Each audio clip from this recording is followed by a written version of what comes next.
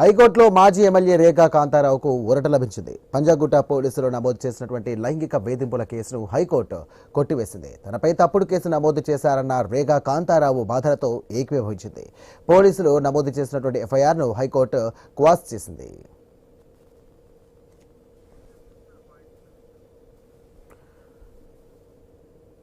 లైంగిక వేధింపుల కేసులో అరెస్ట్ అయినటువంటి మాజీ ఎమ్మెల్యే రేఖా కాంతారావు ఊరట లభించినట్టుగా తెలుస్తోంది. హైకోర్టు ఈ సందర్భంగా ఆయనపై నమోదైనటువంటి కేసును కూడా కొట్టివేసింది.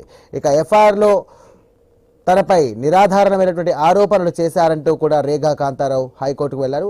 క్వాష్ పిటిషన్ చేసుకున్నటువంటి హైకోర్టు ఈ సందర్భంగా కేసును కొట్టివేసింది. ఈ సందర్భంగా ఆయనకు భారీ ఊరటను లభించింది. ఇప్పట్లో దీనికి సంబంధించినటువంటి అంశంగా చూస్తే కనుక రేఖా కాంతారావు అరెస్టు అటు బీఆర్ఎస్ పార్టీకి ఒక డ్యామేజ్గా అయినప్పటికీ కూడా ఇటు ఆయన నిరపరాధిగా బయటకు రావడంతో పార్టీ మరియు అతని అనుచరులు మరియు రేఖా కాంతారావు తీవ్ర సంతోషాన్ని వ్యక్తం చేస్తా ఉన్నారు.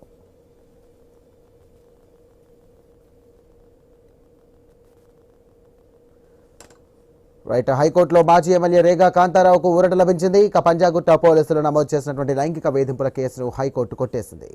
తనపై తప్పుడు ప్రచారం చేస్తూ అలాగే తప్పుడు కేసు నమోదు చేశారన్న రేఖా కాంతారావు వాదనతో ఏకీభవించింది. పోలీసులు నమోదు చేసినటువంటి ఎఫ్ఐఆర్ను ఇటు హైకోర్టు క్వాష్ చేసింది. ఇదే అంశానికి సంబంధించి మరిన్ని డీటెయిల్స్ అందించడానికి మా ఇన్పుట్ ఎడిటర్ నవీన్ సిద్ధంగా ఉన్నారు. నవీన్, మొత్తానికైతే రేఖా కాంతారావుకు భారీ ఊరట లభించినట్టుగా తెలుస్తోంది. ఏంటి దీనికి సంబంధించిన అప్డేట్స్ ఏంటి?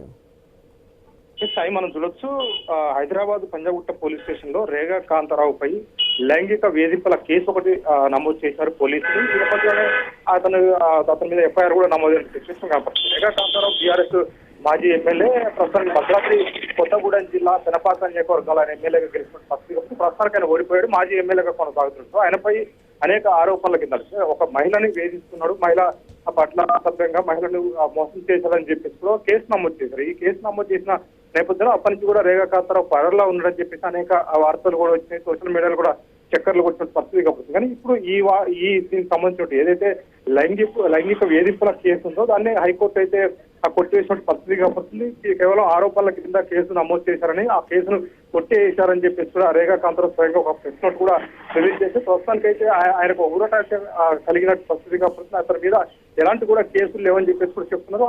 అదే కాకుండా ఆ కేసు అయిన సమయంలో ఎప్పుడైతే నా మీద ఉద్దేశపూర్వకంగా కొంతమంది కావాలని కేసులు పెట్టించారు, సో ఆ కేసులు పెట్టించిన తర్వాత నేను హైదరాబాద్ లో ఉన్నా, ఎక్కడ కూడా తప్పించుకోలేదు, నేను కోర్టును ఆశ్రయించాను, కోర్టు ద్వారా న్యాయం పొందాలని చెప్పేసి కూడా కోర్టులో పిటిషన్ వేశాను, సో కోర్టు నాకు న్యాయం చేసిందని చెప్పేసి కూడా ఆయన లేఖలు అయితే విడుదల చేసిన పరిస్థితి కాబట్టి ప్రస్తుతానికి ఈయనపై ఉన్నట్టు కేసును కూడా కొట్టేస్తున్నట్టుగా హైకోర్టు తీర్పిచ్చిందని చెప్పేసి కూడా చెప్తున్నారు. ప్రస్తుతానికి ఆయన మీద ఎలాంటి కేసులు లేవని చెప్పేసి కూడా రేఖా కాంతారావు అయితే చెప్పినట్టు పరిస్థితి కనపడతా ఉంది.